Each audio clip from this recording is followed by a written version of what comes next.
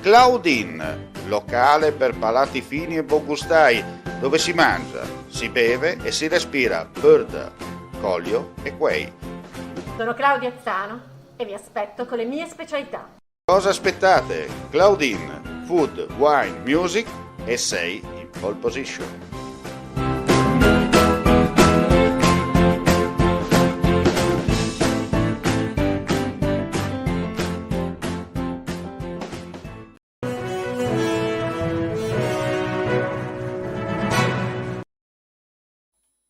Cordiale saluto gentili amici e amiche, ben ritrovati a questo appuntamento con il nostro spazio informativo live, ultimissime per quanto riguarda il Friuli Venezia Giulia. Apriamo con la sanità.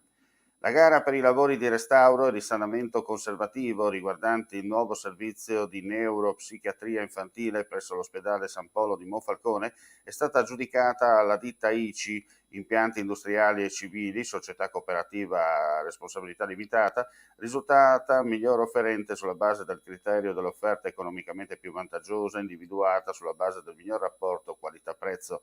A giugno scorso era stata accettata la progettazione definitiva esecutiva donata dall'Associazione Dinamici Insieme per il Volontariato e approvate le fonti di finanziamento. Il quadro economico dei lavori ammonta a complessivi 1.417.419,19 €.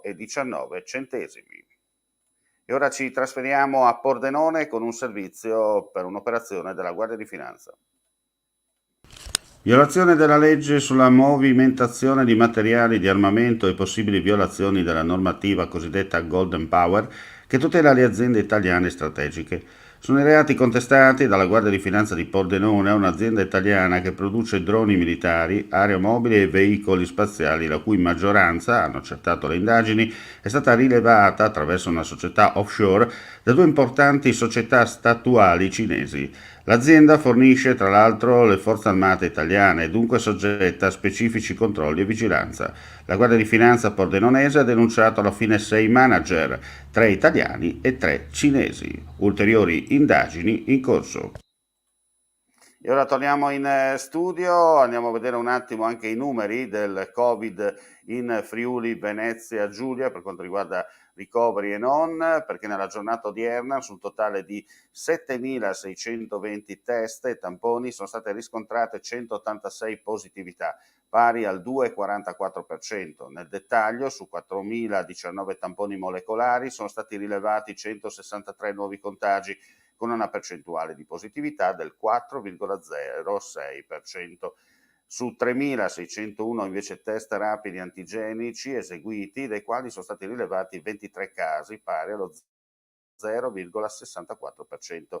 Si registra un decesso, si tratta di un uomo di 84 anni di Fiume Veneto, morto in ospedale a Pordenone. Le persone ricoverate in terapia intensiva restano 12, così come rimangono 53 gli ospedalizzati in altri reparti. Tra i casi di oggi sono state rilevate le positività di un infermiere dell'azienda sanitaria universitaria del Friuli Centrale e di un medico dell'azienda sanitaria universitaria Giuliano Isontina.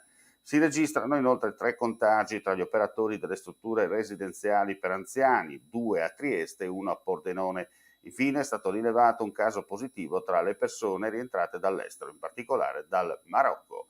E con questa notizia chiudiamo qui questa edizione live flash del pomeriggio. Ulteriori aggiornamenti sul nostro sito www.friulitv.net. Grazie come sempre per la visione e l'ascolto e buona giornata a tutti.